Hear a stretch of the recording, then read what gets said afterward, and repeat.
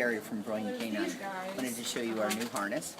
It's the Brilliant Canine Hugs harness, and it's an easy on, easy off harness.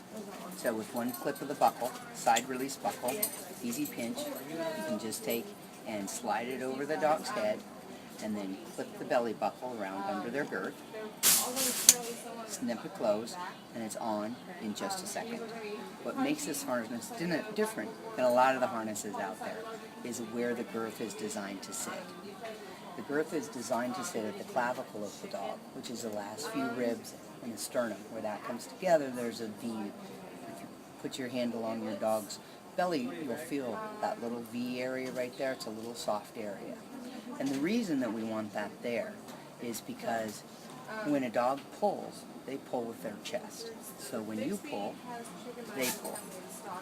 Well, what we do is we take them by dropping this back and putting it at the clavicle. We're now removing it off of the chest, so it helps to reduce their inclination to pull.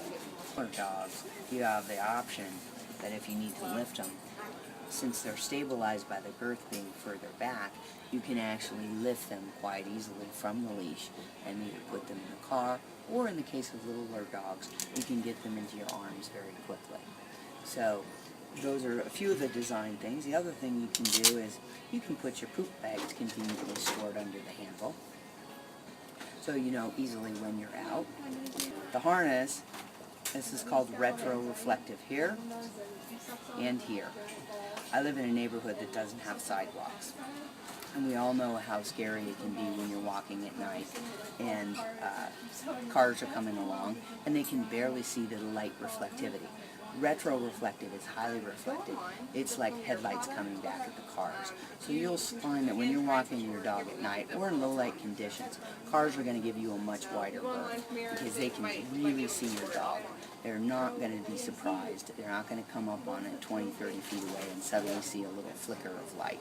They're going to see this light from 100 yards away. So it's a great safety feature to ensure that your dog is safe in light or low light conditions. Or if you're out hiking, somehow you and your dog get separated, you'll be able to find your dog much easier because just turn on a flashlight.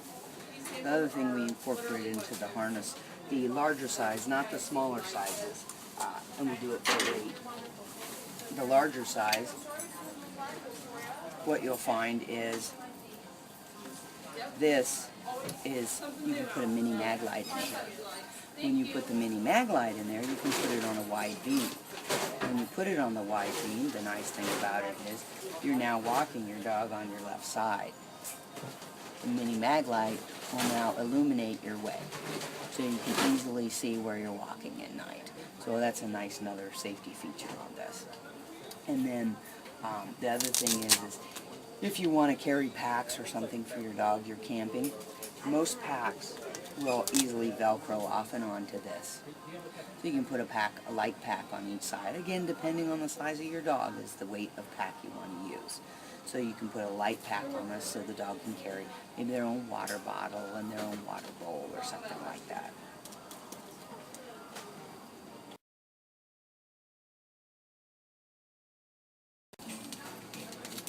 An easy way to fit your dog for the first time is go ahead and you'll find in store they're already formed and set up. You can take and slide it from the back over the front of the dog's head like this, and you can get a concept of how it's going to sit on your dog. And what you want to do is you want to find the dog's withers, which you'll see on this dog, who's actually one of the harder dogs to fit because she's so long.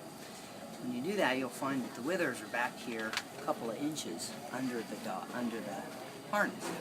So what you can do is just take that couple of inches, slide it off, and then just let the chest piece out that couple of inches. So I have a couple of inches marked off. And you want the chest to be nice and flat against the dog, so it's stuck down well. Slide it from back to front. Now what you'll find is see when I touched her right there, she goosed up a little bit. What you're going to find is, in most cases, once you get it back behind the withers, you're actually working right there, you're touching that clavicle. And by doing that, she's a little more sensitive. The first time you put the harness on, you want to take and let it out a little bit. And don't put it on too tight. put it on nice and loose so it's real comfortable for the dog. A harness for the first time working off their midsection is going to be a little different for them. And so you don't want to just be pulling and popping. And it also takes a nice lighter, more comfortable pull. See, I can gently bump without a lot of work and stop her.